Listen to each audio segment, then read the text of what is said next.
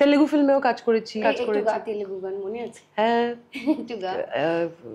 ఎవ్వడికి కనపడదే ప్రేమదియే రూపం, ఏ చెవికి వినబడదే ప్రేమదియే రాగం, కణకే అపురూపం కలిగే అనురాగం। পুষ্পার গানটা শুনতে চাই। পুষ্পার গানটা হচ্ছে মেনলি র্যাপ গোছের।